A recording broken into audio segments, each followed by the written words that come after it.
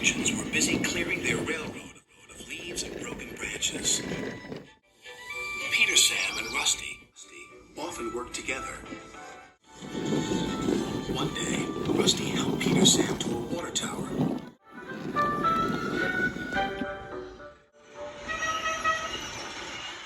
Peter, Sam felt much better after his long drink, but the freight cars were bored. Let's break away. Their loads were heavy and the couplings old. One snapped.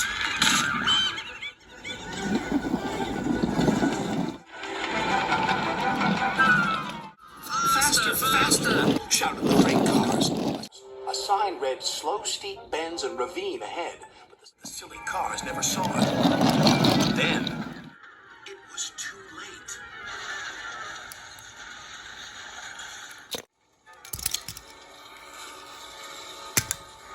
Peter, Sam arrived at the scene of the disaster. His driver sighed. This was our fault. We didn't secure them properly. We'll have to get help to pull them out. Sir Topham Hatt will be very annoyed. And he was. You will work in the yards until I can trust you again. Duncan was delighted with Peter Sam's dilemma. Fancy not securing your freight cars on a hill. They'll come back to spook you and your special funnel. Woo! And who's to say you're not afraid of ghosts? Snapped Rusty. Ghosts? Things that go bump in the night? Rubbish! Well, I'll tell you a story that will make your funnel quiver, Rusty said.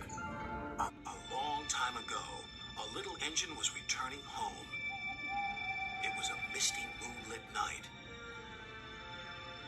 Suddenly, the engine lost control and plunged over the side into the swamps below.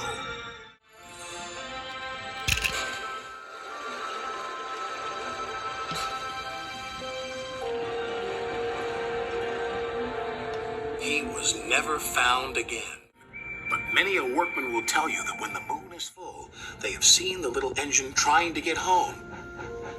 But he never reaches the other side. So what do you think of that, Duncan? Rubbish, replied Duncan. Never mind him, Peter Sam. He'd be frightened if he really saw a ghost. This gave Peter Sam's driver an idea. Let's play a trick on Duncan. The next day, he spoke to Duncan's driver and fireman, who agreed. We'll do it tonight. Duncan had to take coal cars to the slate mines and then bring cars back.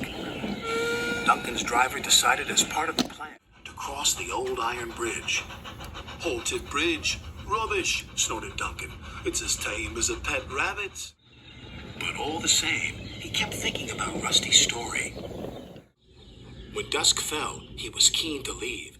If we don't go now, Scarlowy will take my favorite place in the sheds. We can't go back until we've collected all the trucks. First, his driver replied. You can see their plan was working because Duncan was nervous. When night fell, they set off. The mists were rising around the old iron bridge. Duncan whistled, and the sound echoed everywhere.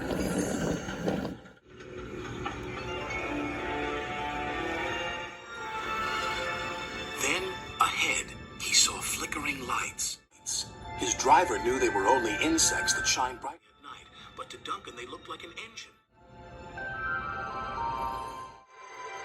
Next, his driver secretly threw a rock from the cab into the ravine below. It's the ghost! Take me back! Take me back, please!